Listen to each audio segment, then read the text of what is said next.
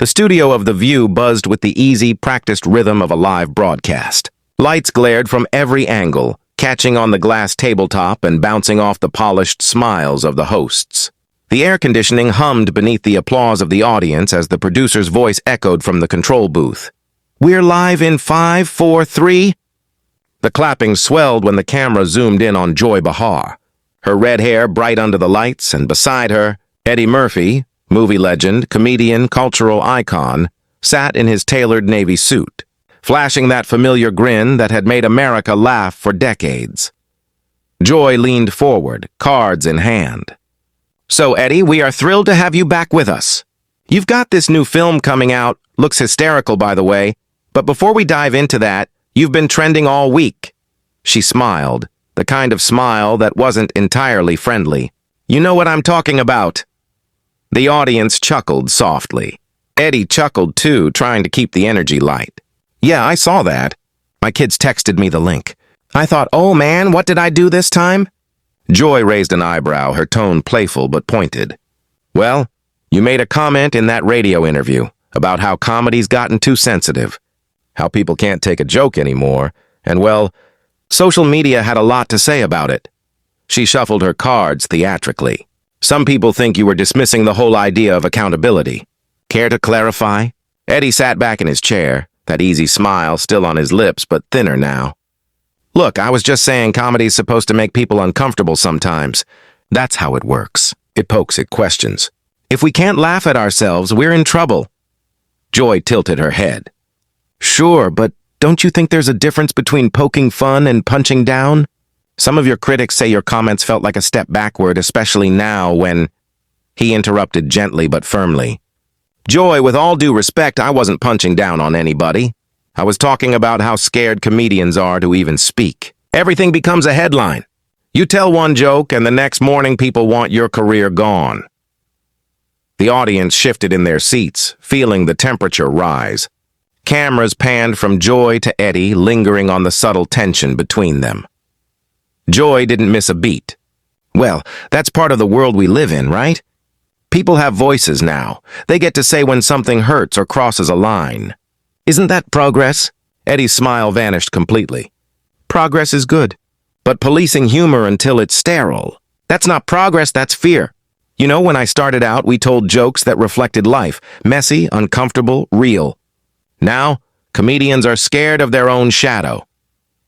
The studio audience gave a few uncertain laughs, unsure whether to clap or stay quiet. Joy leaned in again, her tone tightening. "But come on, Eddie. Don't you think, given your platform, that there's a responsibility to—" He cut in again, sharper this time. "To what? To filter every word? To pretend life isn't funny because it might offend someone?" The room went still. Joy blinked. "No, but maybe to evolve. Times change.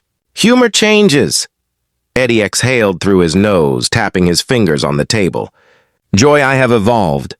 But the truth is, people don't want comedians anymore. They want preachers. They want every joke to come with a disclaimer." He paused, looking at her directly. "I came here to talk about my movie, not to be interrogated about one soundbite." Joy shifted back, defensive now. "I wasn't interrogating you, Eddie. We just asked questions here."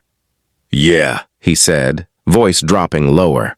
"But sometimes questions are just opinions with microphones." A collective gasp rippled through the audience.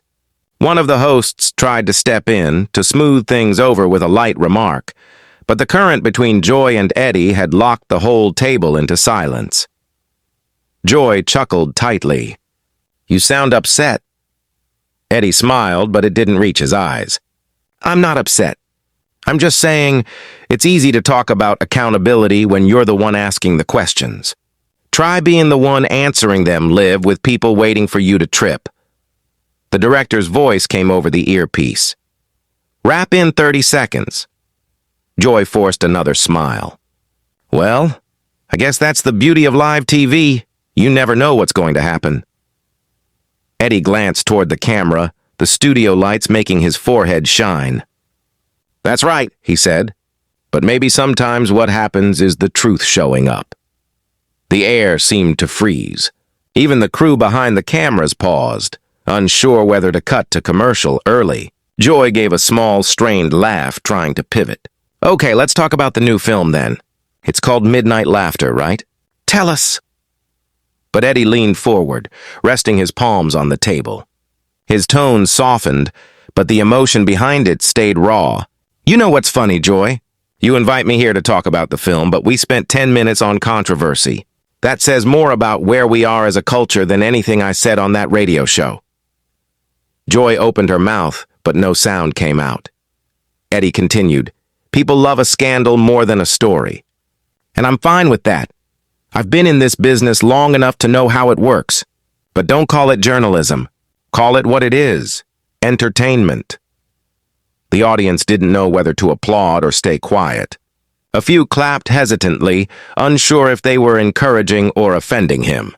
Eddie stood up slowly, adjusting his jacket, still calm but visibly finished. Thank you for having me, he said, turning toward the camera. But I think I've said what I needed to say. Joy tried to smile again, her voice a little shaky. Well, always great having you, Eddie. Everyone, Midnight Laughter hits theaters next Friday. But Eddie was already walking off camera, past the teleprompter, leaving the other hosts exchanging wide-eyed glances. The applause cue light blinked above the audience, but only a few people clapped, the rest whispering, phones already coming out to record the moment. Behind him, Joy kept talking to fill the silence, but her voice wavered, the tension still thick in the room. One of the producers frantically motioned for a commercial break. The screen faded out just as Eddie reached the studio door, the red on-air light glowing overhead, his expression unreadable. The hallway outside the studio still trembled with leftover energy, a current of whispers and hurried footsteps. Eddie walked fast, his polished shoes striking the tile floor with sharp, echoing taps. Behind him, an assistant called out his name, but he didn't slow down. His blood was still hot, his hands still trembling slightly, though he kept them in his pockets. The red-on-air light behind him had just flicked off, and already he could sense the storm brewing, phones out, tweets flying, clips being edited in real time. He'd been in show business long enough to know what a moment looked like, and that one on The View had just exploded into one. He pushed open the door to the green room. The quiet hit him hard, like walking into another world. Gone were the lights and applause. The space was small, neutral-colored, with a couch, a coffee table scattered with magazines, and a monitor mounted on the wall that still played the live feed with a delay. Joy Behar's voice echoed faintly through the speakers, trying to wrap up the segment with forced cheer. Eddie glanced at it, then looked away. His publicist, Carla, hurried in a moment later, her face pale and phone in hand. Eddie, what happened out there? She said in a rush. You were supposed to pivot back to the movie. The clip's already on X. 50,000 views in the first 2 minutes. Eddie sat down heavily on the couch, elbows on his knees, staring at the carpet. What happened? He said slowly, as I got tired of pretending. I've been smiling through interviews since the 80s, Carla. Sometimes you reach a point where you don't want to dance anymore. Carla sighed and sat beside him. You didn't need to walk off. You know how this will look. Eddie Murphy loses it on live TV. That's the headline they're already writing.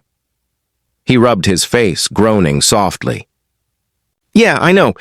But you saw what that was. She wasn't interviewing me, she was trying to box me in. They bait you with a compliment, then hit you with controversy.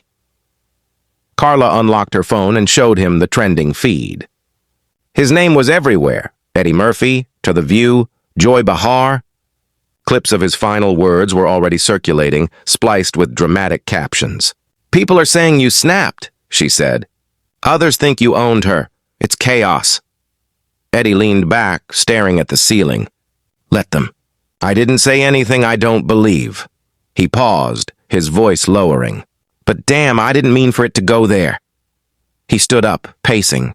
The hum of distant voices from the corridor grew louder as crew members passed by. One or two peeked through the open door, curious, but Carla waved them away. Eddie kept moving, running his hand over the back of his neck. You know, I miss the days when people would laugh and not dissect it. Every word now gets analyzed by 10 million strangers like they're in court. Carla nodded gently. The culture's changed, but you're still Eddie Murphy. You've earned some space to be human. Ched,